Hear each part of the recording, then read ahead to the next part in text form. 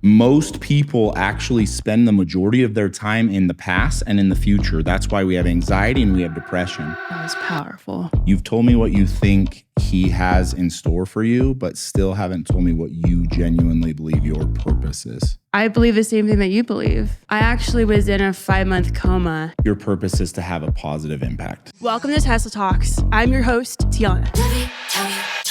I'll be interviewing high achievers, influential leaders, and those with powerful stories. Tune in, buckle up. We're about to go 0 to 100 real quick. Well, hey, Keaton, thank you so much for being on Tesla Talks. It's been a minute since we've sat down and had a discussion. Yeah, it's been a while. I know. I think it was the last time we had the Limitless event, the Vertical Union. Yeah. It was amazing. Yeah. Oh my gosh. And we have the next event coming up pretty soon with the Limitless Arena. Yeah, we've got September 23rd. We're filling a whole entire arena, Maverick Center. Just keeps getting bigger and badder, you guys. It's just so epic. Well, I mean, a few things have changed since we last saw each other. I mean, got a couple new cars. You probably, your wife is expecting. That is so amazing. Do you have another child on the way? I got another daughter coming, so that'll be number 5 for us. Oh my gosh, you were a lucky man. Yeah, I was really hoping for a boy, but we got a daughter. Hey, do you know what? Funny story. I actually come from a family of 6, and I'm the oldest of 5 daughters. Okay. And we have a brother, and he is well loved. And you're gonna have a son someday, and he's gonna be just mini you. Yeah, that's the plan. We're just gonna keep going until we have a son. Yeah, I mean, you've got so much going on. You're on the Diesel Brothers. You've got your Limitless Society that you are incredible in. I have been in the group, and I love it. Insane amount of companies. I don't even know, how many do you have? So, just a quick backstory. Obviously this will be new. So, as you grow, more people will listen, but there will be people who essentially watch your podcast that don't know who I am. From the age 21 until I'm 36 now, I've started about 35 companies. Oh my gosh. I'm a serial entrepreneur. I had the TV show Diesel Brothers, which is no longer a show, just because we didn't want to do it. And since then, I've started more companies. And as of today, I own 6 companies that I have CEOs for each one of them. And one of those is Limitless Society, essentially a program and a mentoring program that allows me to teach the things that I've learned in the 35 companies that I've built, in the life that I've learned, and all the things that I've done. And so again, for those people who are listening, don't know who I am, I'm a serial entrepreneur and created this program and this life that I wanted, and now I'm sharing it with other people. Oh my gosh, that is so inspiring. Well, I am personally so grateful that you're here because you have really accomplished everything that you wanted to accomplish. I mean, just on your Instagram, you see these beautiful pictures here at your house, and we're here now for those of you who are on video, and it's absolutely amazing the life that you've built, and it's inspiring. And anyone that's watching, one of the 1.5 million on Instagram or wherever else you've seen him, it's really inspiring that at such a young age, honestly, to have accomplished what you've accomplished is so inspiring. Do you feel like this is kind of, has it always been the end goal to be where you're at now? Or do you feel like this is, you've already got a whole set of plans ahead of you? I always knew I would be successful. I always sought something greater than I currently had. And when I was younger at 21, I always said, even at 21, that I was going to be a millionaire. And I never had anything. Not that I grew up poor. We were middle class. But I always knew I was going to be successful. And then when I finally got what I had deemed as success, I realized that I was just scratching the surface. It's really true that the closer you get to an object, the farther away you feel like you really are. As I get closer to God, I feel like I'm farther away. And as I get closer to making money, I realize how much more money I have to make. Yeah.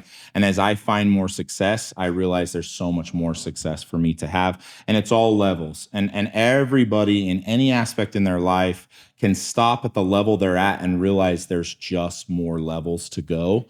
And so for me, the only thing that I seek anymore in this life is just progress. That's it. So no matter where I am at my life, whether I'm a billionaire one day or I have everything I've ever wanted, which ultimately I would tell you I do. I will always seek progress. And in that progress, I find more success on a level by level basis. Oh, wow. I mean, that's incredible because, you know, there are a lot of people like Ed Milet. I mean, we love Ed Milet. He's been here in this house. He's spoken at your events. He is always one to repeat this, that even at his level of massive success, he acknowledges that many people will get a little bit of a flash in the pan, like he says, a little bit of success, and then they just stop. They feel complacent. They feel like that's enough for them. When I think that it's admirable that in this level of success that many, and I would consider great success to aim for, even at an introductory level,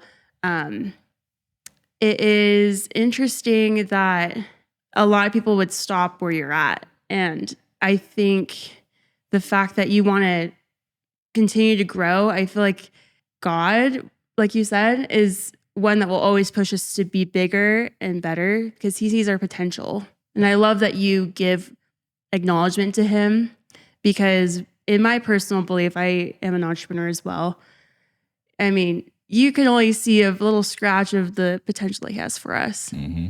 So has he played a role in your success in terms of imagining your potential and the magnitude of your goals? For sure. I'll answer that question, but there's something else you said a little bit earlier about Ed Milet. So have you ever heard the phrase familiarity breeds contempt? Yeah. Have you ever heard that? Mm-hmm. It's a great saying, but that's not what I believe in. I believe familiarity breeds content. When we become familiar with something, we become content with it. And most people, as they seek success, they find success and they become familiar with small success and then they become content. That's why they stop growing. Yeah. So the reality is that if we seek something to continue to grow, we must never become content with it. Mm-hmm. And for me, that's why I'm in every aspect of my life focused on one thing. No matter all the success that comes, I'm still only focused on one thing, and that's progress. And I'm never really content in my progress because the word itself is to continually progress. And so as Ed Milet says, that's something that a lot of people, they find they get a little bit of familiarity with it and then they become content. And the truth is, out of that is if you seek true progress, you will never, ever really become content. And so to answer that, the first question, the second question, every single thing that I base my life on, my teachings on, everything I do is based around a simple principle. I believe that God is our Father, and I believe that we are his children, which means we are heir to him. And in that, we have the ability to do and be anything that we want. The whole reason I named or labeled it Limitless Society is because I believe, as surely as I am, that every single one of us are limitless. And the reason I believe that is because God is our Father and he himself is limitless. If I am to be like him, then I should be able to be limitless myself. And everything I teach stems off of that principle. It's a core value and a core principle that I live and I die by. So as I go, that's literally how all my foundations start. Oh, do you guys feel that? Like, I feel like there needs to be like a moment of silence. That was powerful. And no matter what you believe, there's always something bigger out there. There's always, the universe, if you believe that. We were created with intentionality, and you'll see that in nature, science. You were created for a massive purpose. Have you always known your purpose, or has that been something that you've kind of come to know and realize? Let me ask you this. What do you think your purpose is? My purpose? To hopefully reach my potential that I've been given and make the biggest impact that I can. So put down what you think I want to hear and tell me what you truly think your purpose is on this earth. Forget like words that you think sound good. Tell me what you genuinely in your heart, in the core of who you are, what do you think your purpose is? That is a really great question. I'm glad you asked that. personally, And forget a script. Just tell me what you genuinely believe your purpose is. I believe the same thing that you believe, that someone so great, a being that created something so magnificent as the earth, created, that sounds like something on a Pinterest mug or something, like, but somebody who created something as magnificent and thought through and intentional as the ocean, as the mountains, as the earth, the universe, created us. And he didn't create us for something, didn't create us for sitting on the couch and letting our potential go by. And I personally feel that there's a heavy responsibility to reach a certain potential that he has created for my personal life and my personal progression as a person. How do you feel like you get there? Because you've told me what you think. You've told me what you think he has in store for you, but still haven't told me what you genuinely believe your purpose is. How do you think you get to that piece? Well, personally, I have been given pieces of the puzzle, and in the past years, it's come to a bigger picture. But I actually was in a 5-month coma and experienced that, where I had the opportunity to choose basically if I would stay and if I would go. And I've actually had experiences where I've revisited what happened in that time, but I essentially chose to stay, and I spent many years figuring out why I chose to stay, because in what I believe, we understood everything that would be hard about life. And the fact that I chose to stay here was probably well thought out. But also I see it as I had a meeting with God to figure out what it is that we can do together on this earth. In the experiences I've experienced, I've seen actual pictures of faces of people I would meet and I would help, and I see their faces right now, and I have met a few of them. My hope is that I can positively impact as many people as possible. And in God's eyes, the possibility is unmeasured. So if I dissected what you said, your purpose is to have a positive impact. Yes, hopefully make the world better because I was in it. Okay. So one of the things that I teach, and you know that I mentor, is how do I figure out what my purpose is? Mm-hmm. And everybody actually has the exact same purpose. Now, in that purpose, there will be different ripples, there will be different impacts, but the one purpose that we are supposed to have, the one purpose we are supposed to understand is actually really, really simple. And you actually said it before we started the podcast. You thanked me for something. You remember what that was? I'm grateful for your time. Yeah, you did. You thanked me for being present. Mm-hmm. The purpose of life is to actually be present in the moment. That's the only purpose in this life. Most people actually spend the majority of their time in the past and in the future. That's why we have anxiety and we have depression. And the reality is that most of us don't understand. And even the choice that you made when you were in the coma, your choice was really simple. Do you want to go back and experience the presence, or do you want to go on? And your choice was, well, I want to go back and I want to experience life. And life and its experience is actually only happening in the present. It's not in the past and it's not in the future. Most people don't realize that the purpose of this life is just to be right here, right now. Right. Like even right here during this podcast, you have a million things going on, and so do I. And I have a million things I got to get to, and a million other things that I just did. But the truth is, the most important part of my life is right now, right here. And being in the presence allows me to make the decisions that I need to make to have the impact that I seek, to have the life that I seek. And what we don't realize as human beings is that we spend the majority of our time in the past and in the future. And so we're ridden with anxiety, or we're filled with depression because we know that the past only breeds depression and the future only breeds anxiety. Yeah. And we know that we're supposed to come here. And in our experience, the only real way to gain experience is by trying our damnedest to be right here, right now. So if we could, if I could, and when I teach people and when we talk, the reason I go through this is 99% of people are not present. Most people are thinking about yesterday, and most people are thinking about tomorrow, not thinking about right now in this actual moment. And then they don't learn what they're supposed to learn. They don't experience what they're supposed to experience. They don't touch who they're supposed to touch because they're spending time somewhere else. Yeah. And then they spend their entire life doing what they thought they shouldn't or didn't want to do. Right. Which is wasting the current moment that they have. And then that current moment becomes the past that they then in turn think about. Yeah.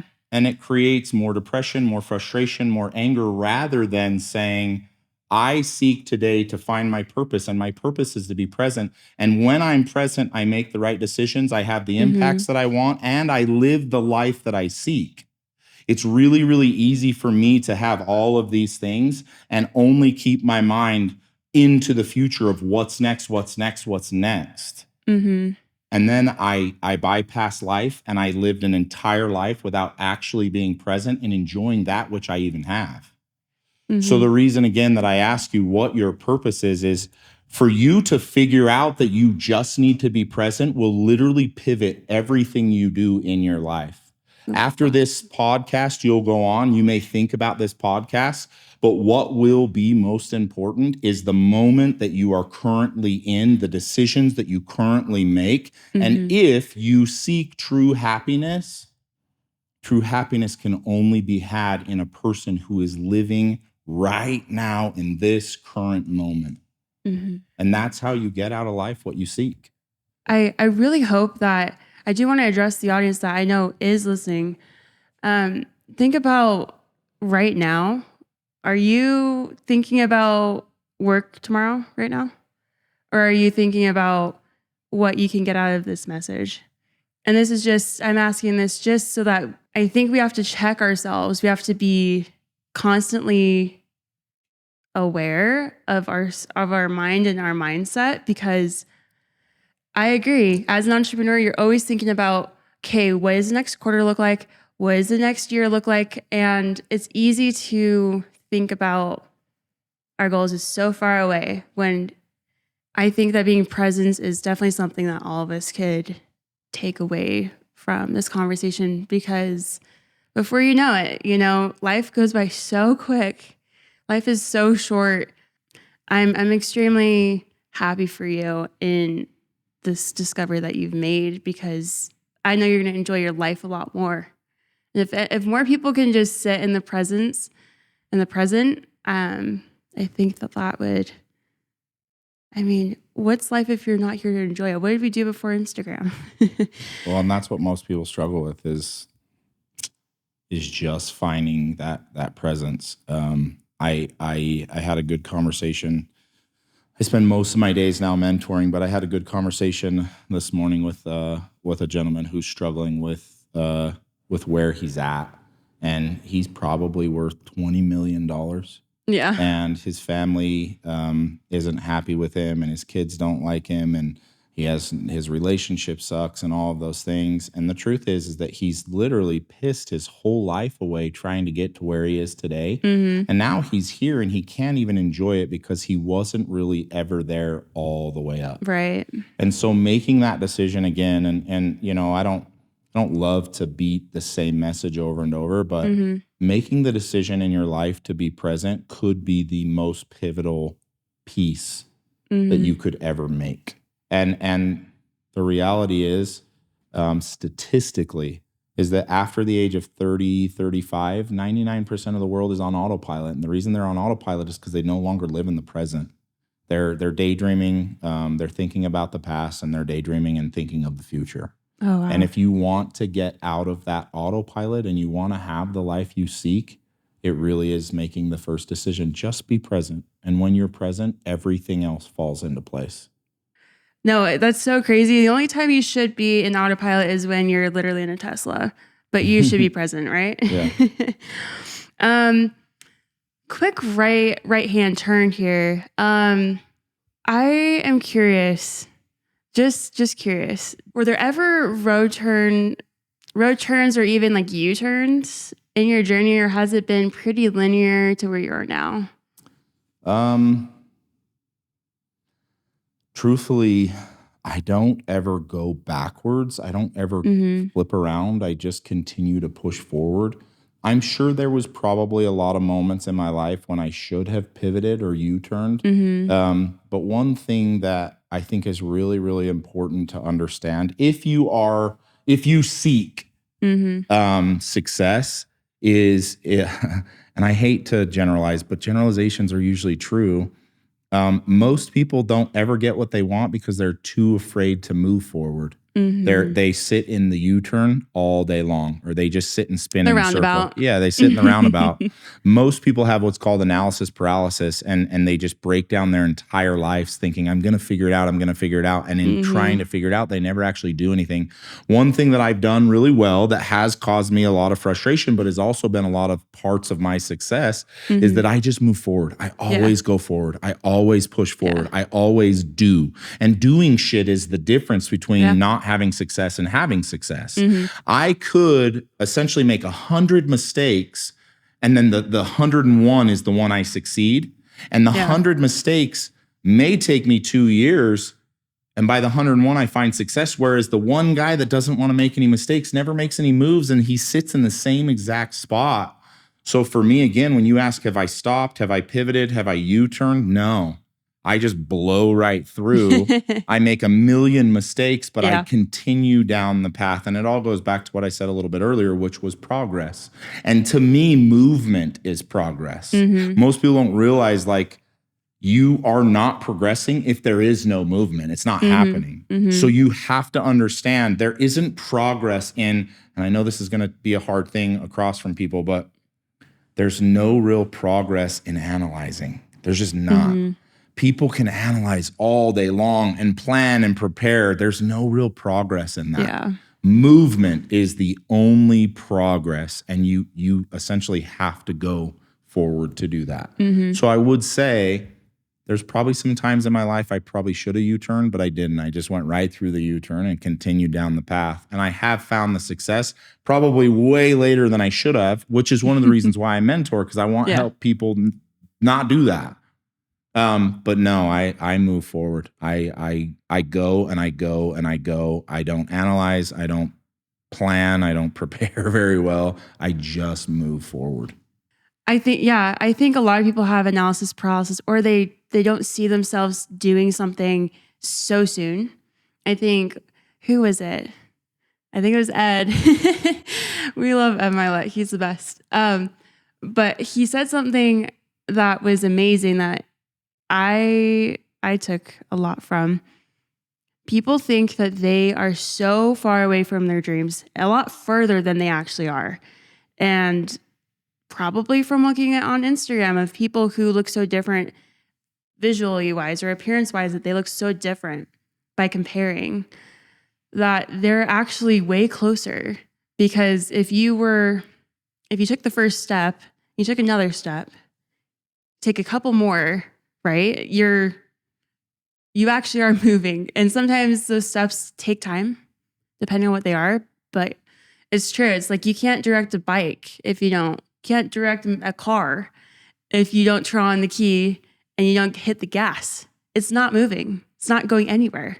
I think there are a lot of people that are listening to this who have this one thing that they really want to do, and they just haven't pulled the trigger on it. They haven't done it. What is some advice or actionable steps that they can take to make that first step? Is there a general thing that they can do? So I would tell you, and it would be a caveat to what you're saying. Your dreams usually are closer than you think, but they're going to be harder than you think. I promise. So take whatever you think it's going to take to be successful and times it by 10. It's going to be worse, I promise. Now, again, it is closer. Like so many people see things so far away, and it is closer. Yeah. But it's closer through a lot more adversity than you believe, right? And so for me, when I tell people what are the first steps, you essentially need to be willing to move. And I know this goes back to the underlining thing of what I'm teaching, even in this podcast, but you have to be willing to just move forward always. Most people will start and then they'll start questioning and they stop. Most people will start and then they start failing and they stop. Most people will start and it gets hard and they quit. Most people will start and they'll analyze and talk themselves out of it. The truth is you just have to move forward. And the more you move forward, the more you get out of the life that you're seeking. And in anything that you have as a goal, if you're not moving forward and you're standing still, you need to realize you're actually getting farther away from it. You're either getting closer or farther away. There is no standing. There is no buoyancy in life. Yeah. So when people say, well, yeah, I have that as a goal, it's just down the road, that is going farther and farther and farther away as you stand and think about it. So I just, again, when I'm teaching someone in the very first steps of accomplishing goals, it's you got to get moving or you will never have what you want. Oh, no, that's so good. Because I mean, when you look back and you think about when you first learned how to do, ride a bike or something, a lot of kids will think, I don't want to do that. So they just don't even touch the bike. They don't even look at the bike. If you were to get on the bike and how many times do you get on and then you fall off, you crash? How many times then by the time you're going and you're not doing anything too crazy, like spinning off, off to the side of the road or anything, you're doing good. You're maybe going slow, but you're still moving forward. How many times did it have to take for you to get there? And at that point, you probably forgot about all the hard times. Scraped knees or flying off the bike, you probably forgot all about that. But I wanted to highlight one of the parts of one of your events for the Vertical Union that you do with Rob Bailey. And it was last year, I believe. We're sitting there, you guys, and we are just waiting for it to start. Got the cool music. We're just pumped. We're fired up. And out of nowhere, we hear yelling. And this was so rad because you're so thrown off. Expect the unexpected with Keaton. But out of the crowd, there were these different dancers that were doing the haka. And if you're familiar with the haka, if you're not, look it up. It is even crazier in person. It's wild. So one by one, these dancers are coming together and they're walking towards the stage and they are doing the haka and they're doing a chant and they're stomping. And it was so moving to watch because they're so powerful and intentional and you could see their emotions and everything about it. And you were describing afterwards what the haka chant or what they are saying in Maori about a Maori warrior. Will you tell us a little bit better? It might be a little bit more eloquent from you. Yeah, describing that. The haka is one of my favorite things in the whole world. It's essentially Polynesian people. They do it for they actually do it for a lot of reasons, but you mostly see it during sports games, rugby games, football games. And it's essentially a warrior's cry. And it was said that a warrior was captured by the opposition. And he essentially, in his capture, he snuck out, he got out, and he ran into the forest. And the people that had captured him were chasing him. And as he was in the forest, he fell into a pit, and the pit essentially captured him. And they showed up to get him, and when he was there, he knew he was captured, but he decided not to be defeated. And that in the actual words, it's essentially saying, I know that I am facing death, but I'm choosing to live. And that's essentially what they're chanting. If I die, if I die, if I live, if I live. And what he essentially teaches and what the haka is it's a warrior's chant that says, I know what my fate is, but I have decided to fight either way. And ultimately the reason I love that is because that's ultimately how you should look at life. That's the reason I did the event and started the event that way, was because to me, the haka is one of the most beautiful presentations of what life truly consists of. And it's this: I know that this life is going to be hard. I know it's going to kick my ass. I know it's going to be the toughest thing in the whole world, but I am choosing to do it anyways. And that's essentially what the haka represents. When the Polynesian people do it, they're saying, I know we're going into battle, and I'm ready to take whatever is to come. And it's a great way to look at life. And it's essentially how I started the event, because I wanted people to see it as, this is what I should take, and this is how I should look at life if I truly seek success. And you actually have what looks to be, I don't know for sure, but your really cool tattoo on your arm. Yeah, it's actually all over my whole body. It's down my leg and my chest and my back. We're PG on this one. We can't let you show us all of it. But the reason is, so I get ridiculed a lot because I'm a white boy with Polynesian tattoos. The Polynesian people are very special to me. So when I was growing up, I played football at Snow College, and I ended up getting in some trouble with a very, very close friend of mine who was Polynesian.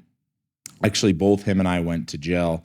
And he was only 17 at the time. Oh, really? And his parents, the Polynesian people, they're very quick to kind of send off their young and say, "Hey, go! You're in the world. We're not here to support you anymore." We need to do that a little bit more often around here, but and so his parents had dropped him off. And when we got in trouble, he was only 17, and they essentially needed a parental guardian, essentially, and my parents stepped in to do that. So we essentially adopted him. And then he became a part of my family. And then when I left to go, I was a missionary. When I left to go on my mission, my father was really sick. And he essentially told me, I'll stay behind and I'm going to take care of your family. So he became a part of my family. In fact, he's still a part of my family. He's actually who I named my daughter after. His last name was Taya. And so I named my daughter, these are my daughter's names. I named my daughter Taya. And so not only are the Polynesian people a part of, who I am, but they're actually family. And so I get asked a lot, even when they did the haka, well, why do you have the haka, or why do you have Polynesian tattoos? And that's why, because of the close connection. Oh, I love that. And I know with tattoos that there's always a significance to it, but I love that. You mentioned that your father passed away, which I express my condolences to you. Was that a big turning point for you when are you the oldest of your family? I am. I'm the oldest of 5 siblings. Did that incur the pressure that a lot of people, when they're an older sibling, I'm an older sibling, to achieve a lot in life, to succeed as an example for your family, or what kind of role did that put you in? Ultimately, all of my life choices to this point in my life were predicated on my father dying when I was 21. And essentially him bestowing on me the fact that, hey, you need to be responsible enough for your mother and for your siblings. And when my father passed away, there were promises made that I would step up and be the person that I needed to be, not only for me and my own family, but for my siblings and for my mom.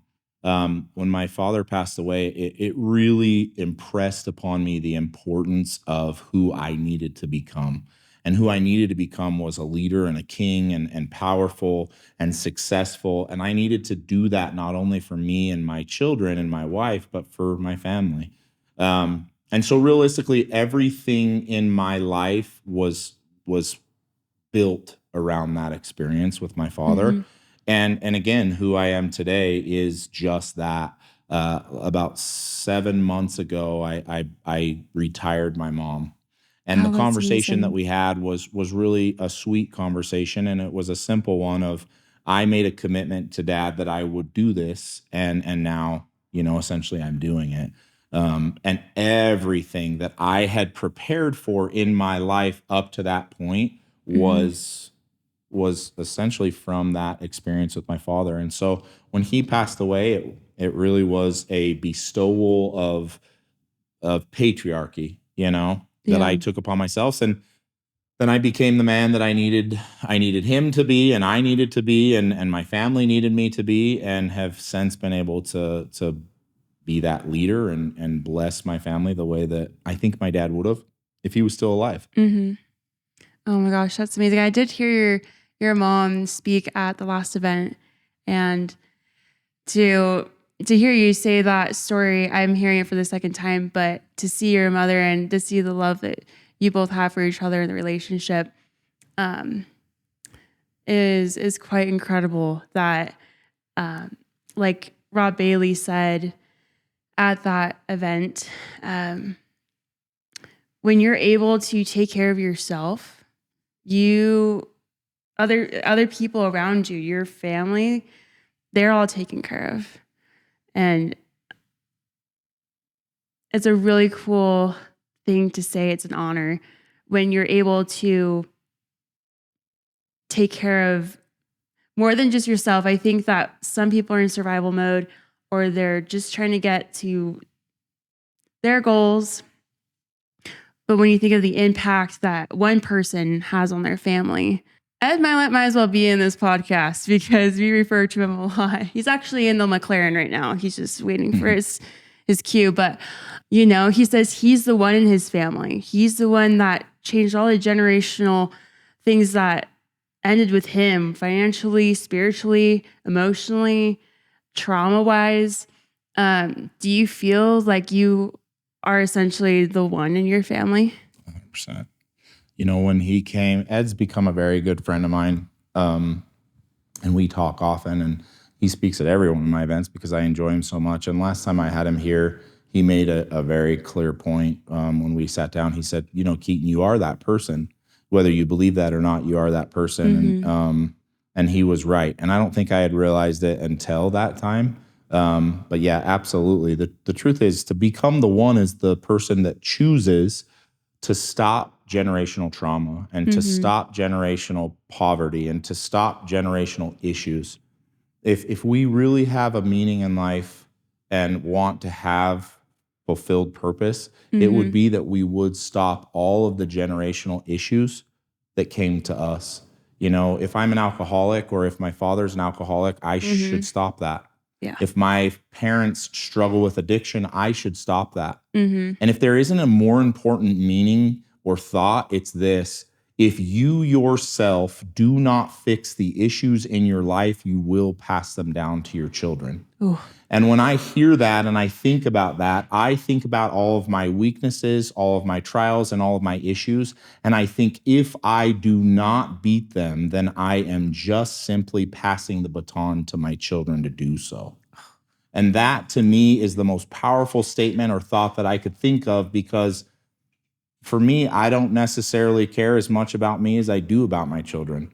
And so in the love that I have for them, I should use that to become something better, to be the one. Yeah. So that in that choice and in that decision, they don't have to. And that's what Ed teaches, and that's what I am, and that's what I believe. That's what we should all seek. Oh my gosh. Oh, yeah. If everyone can see life from that perspective, we come from a long line of millions of people, and there are millions of people after us. And it's amazing the impact we could have with people right now in our visual, immediate distance and proximity of each other. But thinking of the even greater perspective, that's incredibly impactful and powerful. I wanted to ask you, and ask all of my guests this question: if you can visit little younger Mini Muscle, what would you say to him if he was in my seat right now? If he was here? And you're speaking from your perspective of where you are right now. I would tell him that I'm proud of him. I would tell him that it will be as hard as you're thinking. It's going to be much harder, but it will be much more worth it than what you believe. I would tell him I love him like crazy. And I would tell him that whatever he can conceive in his mind, he can achieve. If he can actually conceive it in his mind, he can achieve it. And if you will just lead your life like that, you will be the most successful you could imagine. And then I would tell him, you're going to have everyone around you who will not believe in you, and that's okay. Continue to do what you conceive, and you will have it. Wow, I love that. I mean, and does it feel like the way you thought it would feel? It's better. Yeah. It's better. I sat on an island last week with my wife, and we were with Richard Branson and a few other kind of big celebrities, and we were just standing on the beach watching the sunset. And I asked her that question. I said, "Is it as good as you thought?" And we both said, "No, it's better." And the coolest part is that we have 50 or 60 more years of this, you know? Yeah. And again, if I could go back to that young 21-year-old me or 19-year-old me, I would tell him thank you, because all of this is worth it. Way more than I thought. That's so beautiful.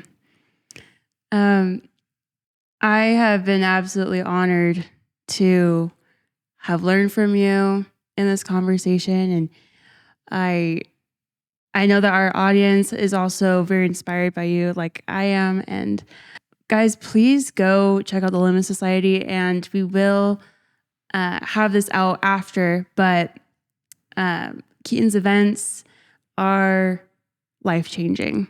And please go follow this guy. I'm sure you are. Every part of this podcast is directed and mapped out to help you grow, to help you feel inspired, to recharge your motivation to be your best self. And what better place to start with Limitless Society? So go check them out. We'll have all the information down below. Is there anything else you'd like to tell our audience? Well, if you do have people who don't know where I'm at, I'm on Instagram as The Muscle. Awesome. They can find me, they can join Limitless Society on limitlesssociety.com, and pretty much everything will be right there, either on that website or on Instagram, and you can direct message me. I answer all my messages.